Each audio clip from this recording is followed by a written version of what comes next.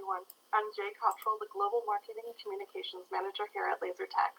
Every Tuesday around 2 p.m. Mountain Time, we have a conversation with an employee or a subject matter expert about solving problems in traffic safety and professional measurement. You can join us on your coffee break. We are live for about 15 minutes. We are also live tweeting this interview, so you can join us on Twitter. If you have any questions or comments for our guests or for LaserTech, please post them and we'll answer them either in real time or we'll save it for a subject for another LTI Tuesday at 2 live conversation.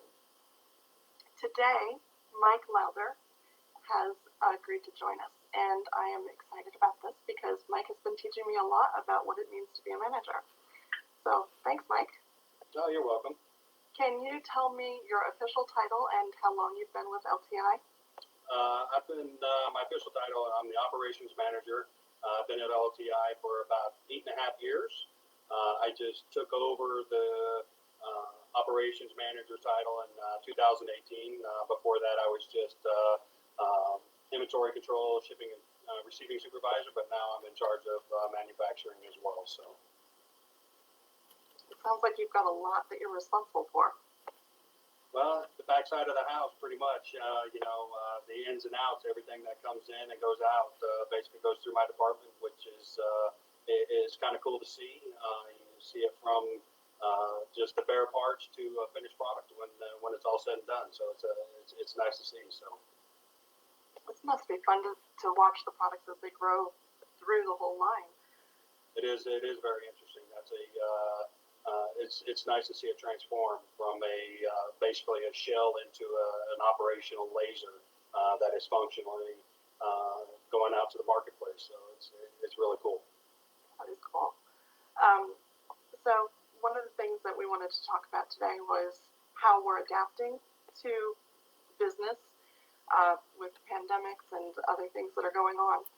What would you say some of the initial issues you ran into when we first shut down, when we started limiting the number of people in the building? What was some of the first issues you had?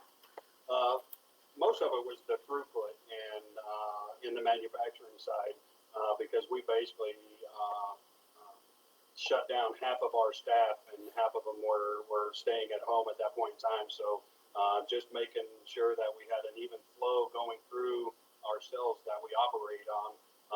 So that was probably the biggest challenge is to get a consistent, quick turn without sacrificing our quality that LTI is known for.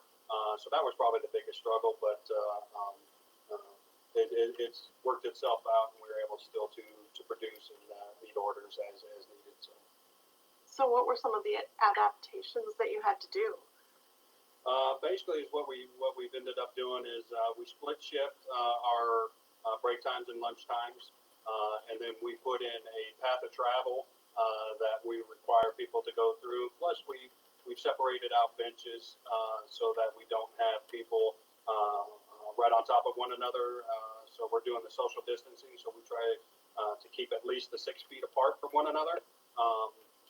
Plus, we're masked up unless you're in an office. In your own office, but as soon as you hit the manufacturing floor, the break rooms, or any other place in the building, we're masked up. So outside of that, then we're doing the deep cleaning on a daily basis as needed. If the people just want to wipe down after they move a product through a subassembly or to a tech or to a tub, we were fortunate to get our hands on some good disinfectant that we sterile in everything. At least a couple times a day when we're moving around. Has this been an easy or a difficult transition for everyone? I think it's been a difficult transition, to be honest with you, especially for the people that aren't able to participate and be at their normal function. But from the manufacturing side, I talk to the people that still aren't here. I'm still down 5 people. I talk to them on a weekly basis, and they definitely want to get back. So that's probably the hardest transition, is not having your full team here.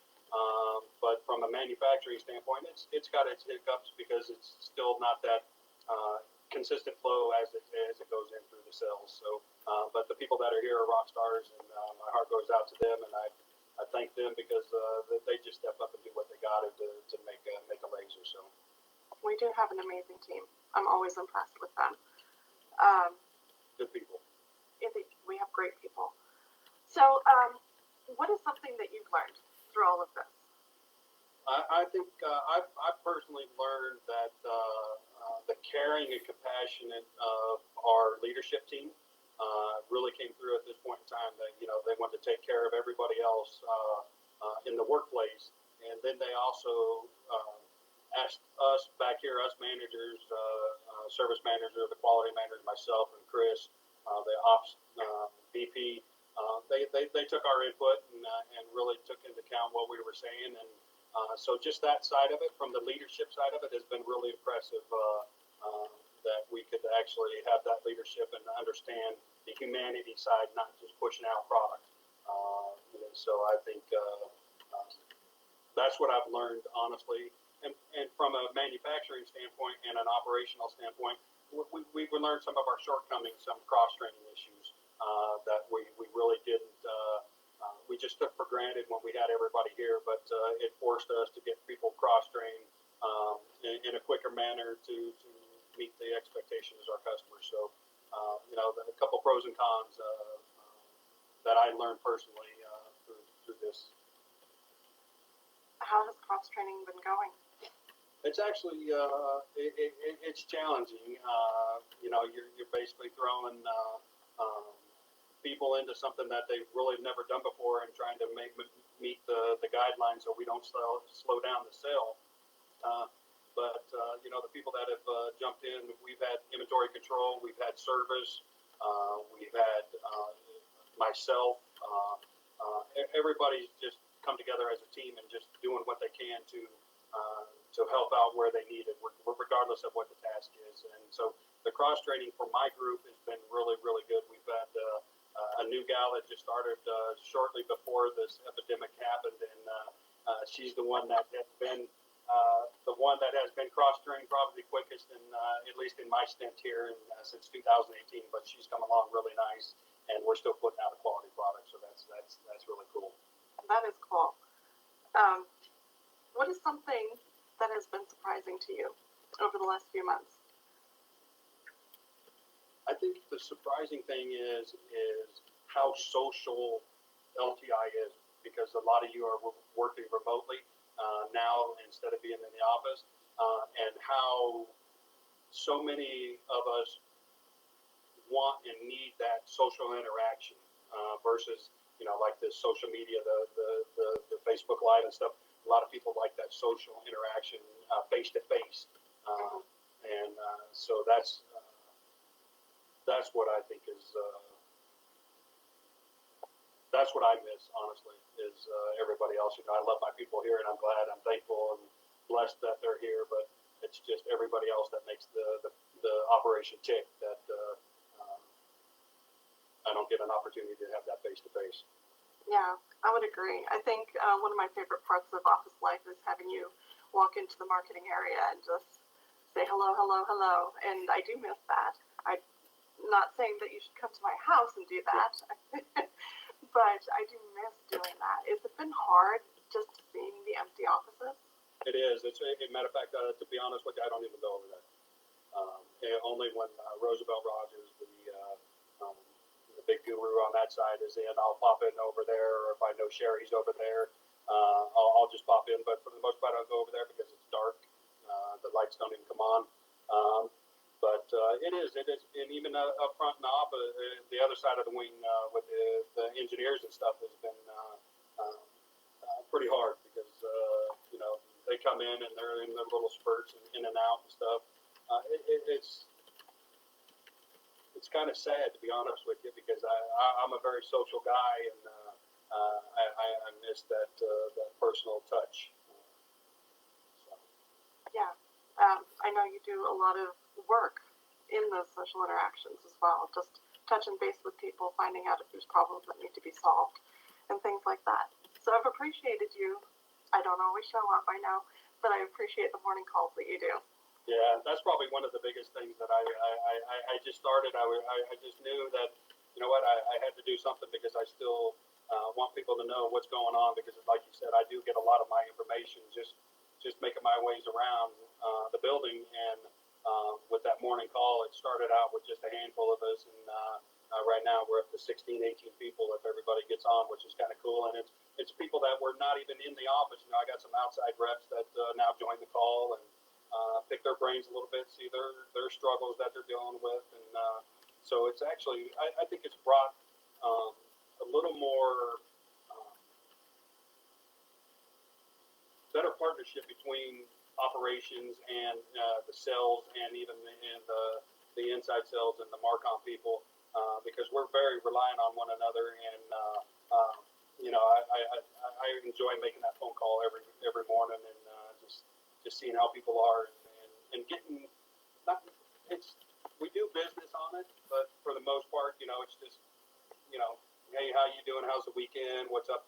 And then we throw in business. What any new business out there, big potentials that we can help. Or like you said, if there's problems that we got in the bag that we need to tighten up, then that's what we'll do. But that morning call is the highlight of my day. I enjoy it. So that took place of me walking the building. Right. Is that something you'll hang on to once we do come back to the building? Sure. Do you think so? Yeah, I definitely will, but I'll still do the Mike Lowther walk around and take care of business because one, I need the exercise, and two, it's still the face-to-face interactions that sometimes you can get more accomplished, or you can get a better feel from somebody if we're doing it on Teams or something like that. Yeah, I'll definitely still reach out because we got a lot of remote people that dial into that, and I'll still reach out to them, and whoever makes it. And if not, the people that are in the office will see my happy, smiling face walking around. So. Well, that's awesome. Well, so that's something surprising that's come out of this is maybe even a better way to connect first and then get business done. So that's awesome. Exactly. Yeah, I don't know why Maddie put this on the list of questions to ask because she knows the answer. But what's your favorite sports team? Well, I would have to say anybody that the New England Patriots play. No, I'm just kidding. I'm a big Denver guy. So the Denver the Denver Broncos, Colorado Avalanche, Nuggets. You know, I'm a big Denver guy, but you know, I like a lot of other teams out there. You know, Green Bay, and you know, there's some other classy organizations out there. Now that Brady's out of New England, I think I can palate them just a little bit. And now I don't like Tampa Bay. Okay. No, I just like it all. But I'm a big Bronco guy. So. Right. Are you looking forward to sports being started back up? Oh my gosh, I think everybody is. I mean, there's got to be a different pace than what we're seeing right now, and you know, it's cool that they've been posting some of the retro games and all that, but it's still not the same. And I'll be curious to see, you know, how if they're gonna spark it up. I can imagine them playing football with nobody in the stands. That's kind of weird to me, but Yeah. I think we're all anxious to get some kind of normalcy back, and if it's the sports program to people or if it's the arts to other people, I think everybody's just chomping at the bit to get some kind of normalcy back. So. Yeah, I know. We'd like to see people being able to spend time together outside of homes and just being able to be part of their communities again would be a really good thing. Yep. Well, I've really, really enjoyed chatting with you today, Mike. Is there anything else that you want to tell me? No, I just think, you know what, I thank you guys for taking the time out of your busy day to get us out there and let us speak on behalf of the company, and you know, hopefully get to do it again down the road. I'd be open to it. So Awesome. I want to thank everyone else for spending time with us today. Any new questions that are posted on the recording will be passed along to Mike or will be answered by the LaserTech team. Looking ahead next week, I will be talking with Matt Alexander. He's the Vice President of Sales with Anaton Geomobile Solutions. And that will be on June 9th on LTI Tuesday at 2. So we'll see you next week. Bye-bye.